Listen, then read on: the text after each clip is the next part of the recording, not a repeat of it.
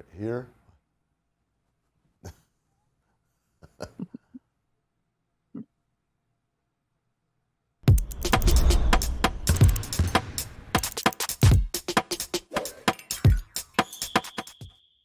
Welcome to Oddball.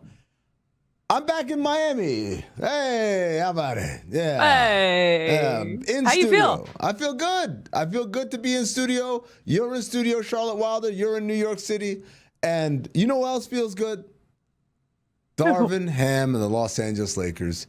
They went out there. They eked out a victory, 132-131 over the Raptors. You know who doesn't feel good, Charlotte? Head coach. Yes, I do, actually. Yes, head coach of the Toronto Raptors, Darko Rajaković. Think I got that right? You did. I just looked up how you pronounce it before we started. I'm really good with that. Let me just say that. The Balkan names, kind of a specialty. Ask me. You could be a hockey announcer. Shout out or just the NBA, because now that's where they're all from. That's anyway. That's where they're all from, right? And so he wasn't happy, Charlotte. That's outrageous. What happened tonight? This is completely BS. This is shame. Shame for the referees, shame for the league to allow this. 23 free throws for them, and we get 2 free throws in the fourth quarter. Like, how to play the game. I understand respect for all stars and all of that, but we have star players on our team as well. How's possible that Scotty Barnes, who is all-star caliber player in this league, he goes every single time to the rim with force and trying to get to the rim without flopping and not trying to get foul calls. He gets 2 free throws for the whole game. How's that possible? How are you going to explain that to me? They had to win tonight? If that's the case, just let us know so we don't show up for the game. Just give them a win. But that was not fair tonight. And this is not happening first time for us. Scotty Barnes is going to be all-star. He's going to be the face of this league. And what's happening over here during whole season, I've been holding it back. It's a complete crap. All right. So, Charlotte, I'd like to translate a little bit for you and maybe some of the viewers and listeners. What you guys just saw there was vintage Euro coach energy. You guys are used to referees in the coaches in the NBA saying things like, "Hey, it's tough when the refs we're not getting the same kind of whistle on this end," like using these euphemisms.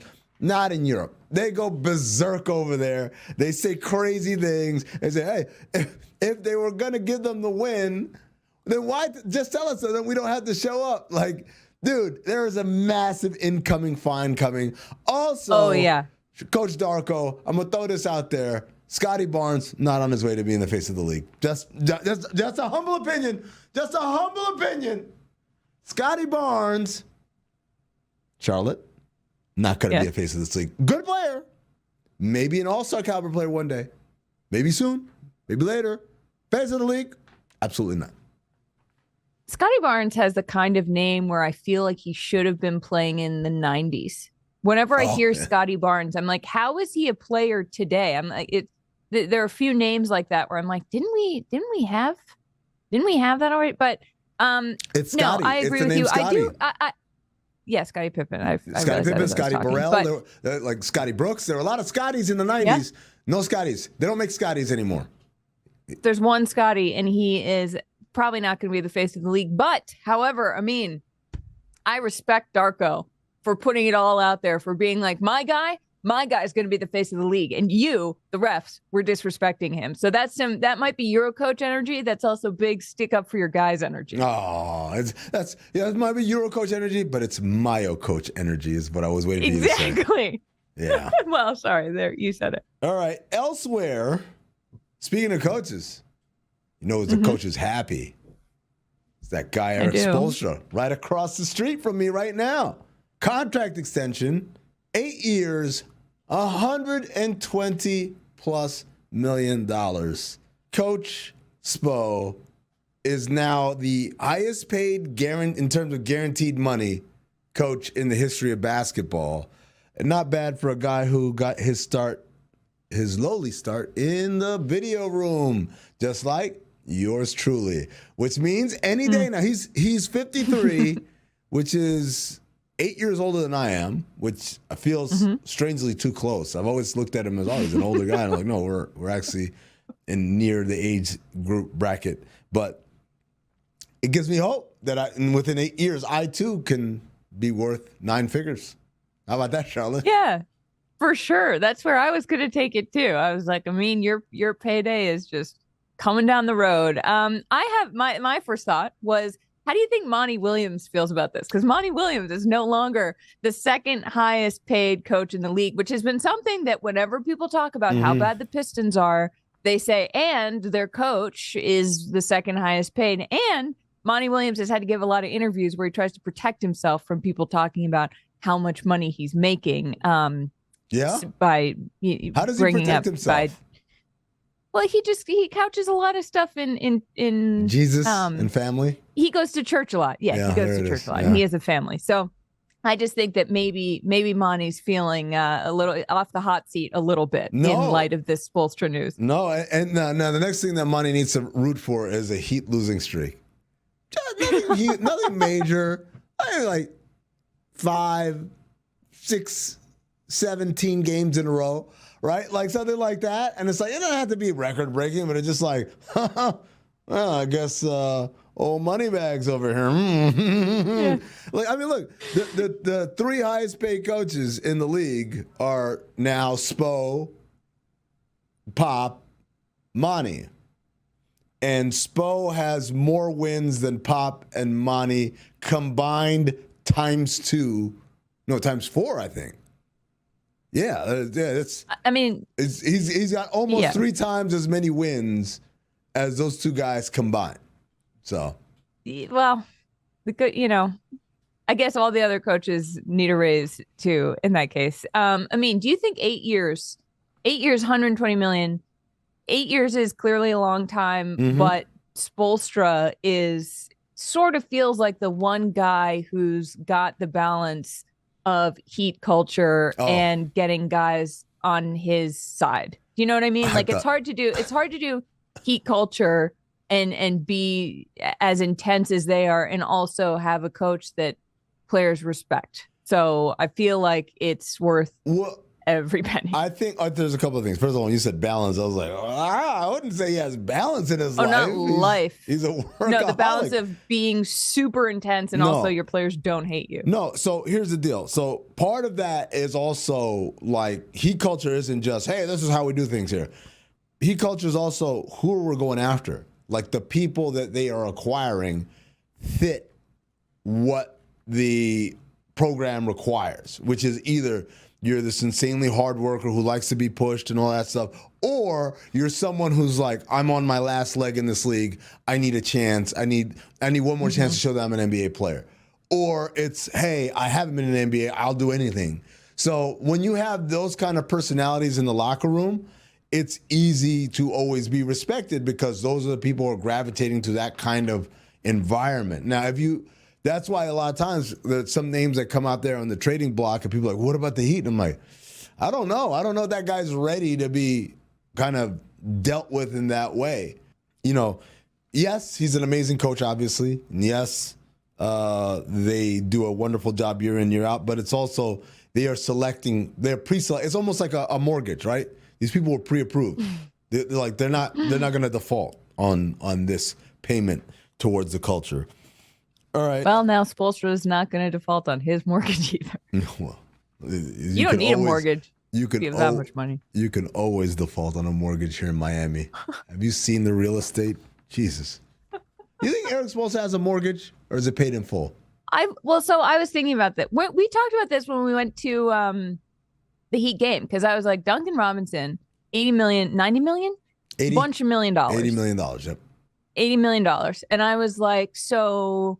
He just, and he, regardless of where he actually lives, if he has a house, he doesn't need a mortgage, right? And then we were talking about it. It's like, well, if he wants like a $50 million house, maybe he does have a mortgage. Yeah. But how do you even take a mortgage out for millions of dollars? Like, I think it's the same process. Legal? You put 20% down, and then you get your interest rate, and then they do the payments over 30 years or 15 or whatever you want to do it. I can't imagine someone with tens of millions of dollars being like, I'm going to borrow money to buy this house. But I mean, I guess it happened. Charlotte. Yes. The Pacers beat the Celtics on Monday night, your Boston Celtics, in overtime, despite not having Tyrese Halliburton. But it turns out they shouldn't. Charlotte Wilder, they were awarded 2 free throws incorrectly. The last 2-minute report revealed. And so now, this is your pulpit. This is your soapbox. I defer to you, the rage of the Northeast, talking about this injustice. That's outrageous. What happened tonight? This is completely BS. This is shame. Shame for the referees. Shame for the league to allow this. 23 free throws for them, and we get 2 free throws. Well, they screw us over at the last minute. I understand respect for all-stars in that. Well, potentially in Tyrese Halliburton. But we have all-stars too, who some were playing, some were not. How is it possible that Scotty Barnes, Halliburton, who wasn't on the court, is an all-star caliber player in this league? He goes to the... They came to win tonight. If that's the case, just let us know so we don't show up for the game. Just give them the win. That was not fair tonight. That, Amin, is what we call ad-libbing a Darko rant on the fly. Thank you. You're welcome. Ladies and gentlemen, a round of applause for Charlotte Wilder. My favorite part about this is that LeBron chimed in, tweeting, "See what I'm saying?" Face palm emoji. JB clearly he uses got hit in that, the back by the of way. head. He uses that more than any other. They reviewed the play emoji. just to reverse it and say he didn't. Man, what? Good ass game to have an ending like that. And y'all see why I be going gorilla emoji, poop emoji out there when it happens. I think he meant ape. Oddly enough, no tweet from LeBron after last night's game. No, I mean, nothing to say. Nothing to say about the Lakers. Yeah, what happened? What about the game when you guys were D-Lo's grabbing the dude's junk and shit? Let's not talk about that. Come on, guys. LeBron also tweeted about Spoelstra's extension. He said, "Worth every single cent of that contract. Congrats, Spo." A lot of them exclamation point. A lot of the prayer hands. A salute. And then somebody replied to his tweet and said, "You tried to fire him." That's an excellently worded tweet, concise.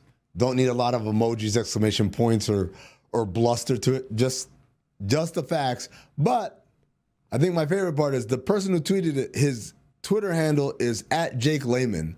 And for a quick second, I was like, Jake Layman of the Portland Trailblazers tweeted that? And then I realized he hasn't played in the Trailblazers for like 4 years. But it's not that Jake Layman. It's a completely different Jake Layman.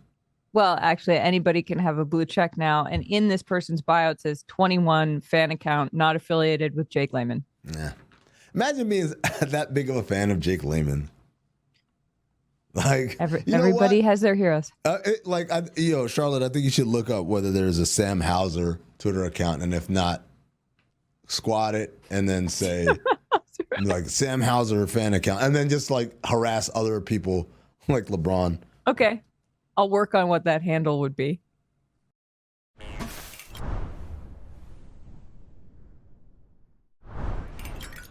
Wednesdays bring a certain type of game to Oddball, a game that requires 2 hands and 10 fingers. Look at those fists rise like the sun in the east.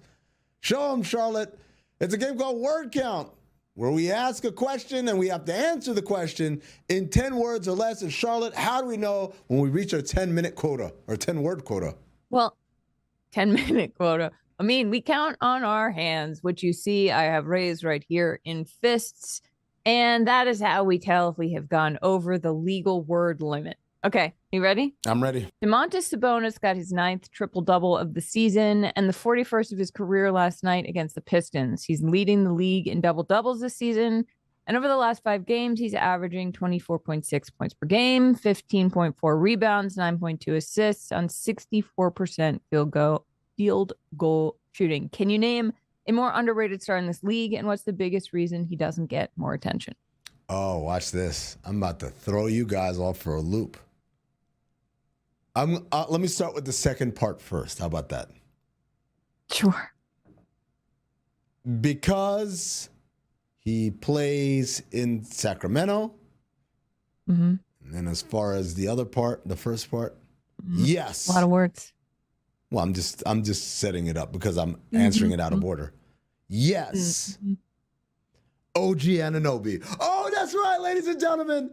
That's right. There's a star in the building in New York City. They're undefeated since he's been there. He's got the best plus-minus through 5 games in the history of anyone's first 5 games in the NBA. And remembering that recorded history for plus-minus goes back to like 97 or something, or maybe even early 2000s. It doesn't really go back to like Wilton. But that doesn't matter. What matters is the Knicks are back. I told you guys they had too many impulse guys and not enough thinking guys. And they got more impulse guys out and a thinking guy in. And now it's game over. Guess what, Charlotte Wilder? Guess what, Charlotte Wilder? I'm going to be in New York City next week. And I'm going to go to not just 1, but 2 Knicks games. How about that? How about that? Okay. I'm going to go to I feel like the underrated part. I'm going to kick the door open and say, hey, this Civil War's over. All right. On the Point Forward podcast, Trey Young said this. I've learned to I really want to appreciate every moment and accolades that we get, but I'm at the same time I in my head I haven't reached the heights that I wanted to in my 5 years. I wanted to be more. I wanted to obviously win a championship, but I understand it's not that easy. But I want more for myself and for my team. Charlotte, do you think Trey should feel more frustrated or patient about where he's at right now? And do you see him on a championship-winning team in the next 5 years?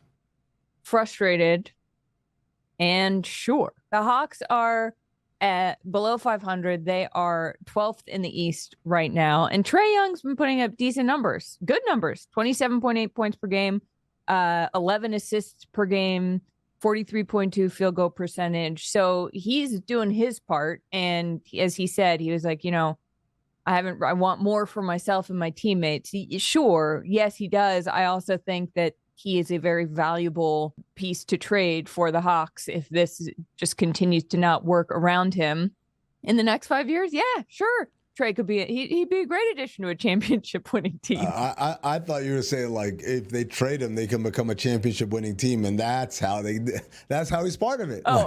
I'm part of it by being traded away. I mean, probably not, but maybe. Amin, are you ready? I'm ready. According to Sam Amick of The Athletic, Darvin Ham reportedly has the backing of Lakers owner Jeannie Buss. Do you think he makes it through the whole season, and why or why not? Yes, because Coach Ham is doing as good a job as possible. Oh, is that the first time? And that might be the first time you've gone over. I've ever gone over as good a job as possible. Yeah. I took all your word count. Yeah. No, I took your surplus. Those 7 that you didn't use. Yeah. You're welcome. I think when you look at, they haven't had any consistency in health. First of all, one of their big free agent acquisitions, Gabe Vincent, hasn't been available all year long. They haven't had any consistency in health. They're a good defense, I would say. Their offense struggles, but they don't have many offensive creators outside of LeBron. And making matters worse, they're not a good shooting team, which if only someone that could have predicted that before the season started. They don't have enough shooting. And so I think given his personnel and the availability of said personnel, they're doing as best a job as they can. And also, I would say, who else could you get in there? Because that's whenever the conversation is about fire the coach, I'm like, all right, you need to tell me who you got waiting in the wings or who you think is the person that can come in and not just come in and fix this. I challenge anyone to look at that team, look at that roster, and tell me they're better than a 500 team. It kind of is what it is. And that's not his fault. All right, Charlotte, last question. Yes. Help Tyler Herro answer this reporter's question. What was the galvanizing factor that really helped you guys close it out tonight? What word was that you used? What was that? Galvanizing. That's a big word for me, dog. I'll help you after I put my hands up. Wow. This is a total cop-out. I don't know I if can't I like do it. that loophole. I can't. Well, I did because I can't do it because I need everybody to follow my thought process. Okay, Look, all right.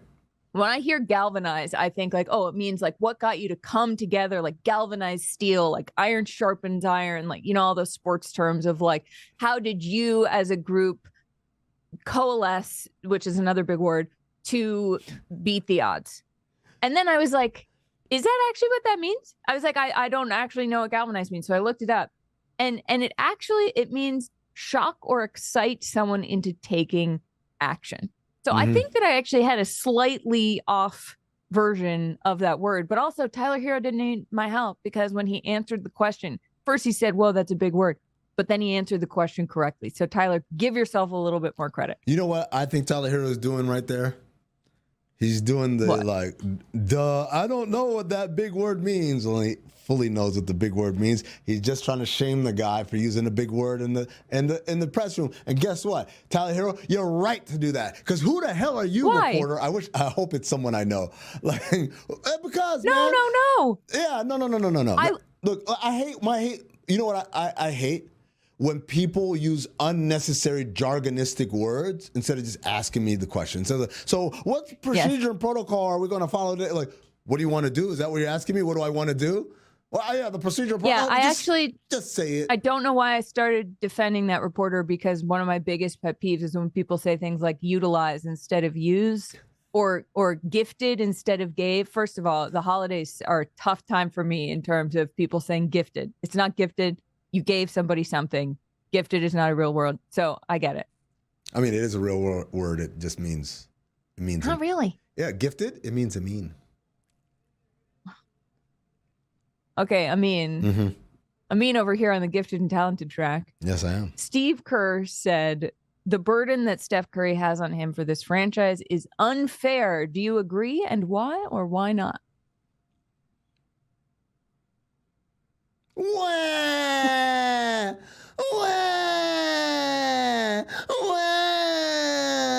It's so That is such a grating sound. You need to stop doing that. I hate that. What? Whoa, you hate whiny crying? Come on, Steve. What are we doing here? Oh, it's so unfair. Why couldn't he have an easy life like LeBron, who's everything he does, every time he farts, something happens, and his kids are hyper focused on by people. Oh, poor Steph Curry. What a hard burden he has to carry for this organization. Oh, Steph Curry. Oh, poor baby. You guys don't know. Okay. No, It's not fair. It's unfair. Not fair. In the corner. Get out of here. Hey. It's called the NBA. No babies allowed. Ooh, I heard that one in the 90s. And I was like, oh, why can't we bring that one back? And I got in my time machine. I got in Doc Brown's the DeLorean, and I punched that to 88, and I put in like the I put November of 1998, and then there were flames on the ground. And then I emerged, and it was cold. It was ice cold, but I got out, and I took off my hazmat suit because I thought like there was a nuclear radiation in the 90s, even though there wasn't. And it's because of the plutonium that I had to put in the back of the DeLorean. And I got out there, and I said, what from this era can I bring back? And there was like Michael Jackson holding a baby over a balcony. I said, no, I don't need that. And then I said, ooh, this is good. What about like Sony mini disc players? Those should come out. No, not that. And then I saw it. It was some curmudgeonly reporter or columnist in the newspaper. Oh, that's right. There were newspapers, actual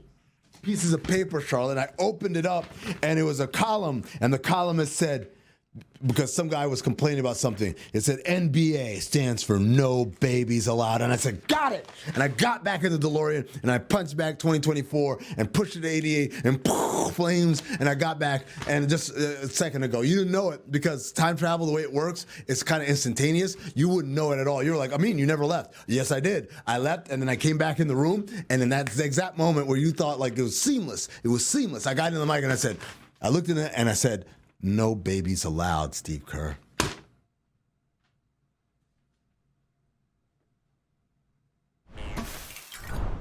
Thanks for watching Oddball. We look like we're giving TED Talks. Who's Ted? Some guy who invented talking. Oh.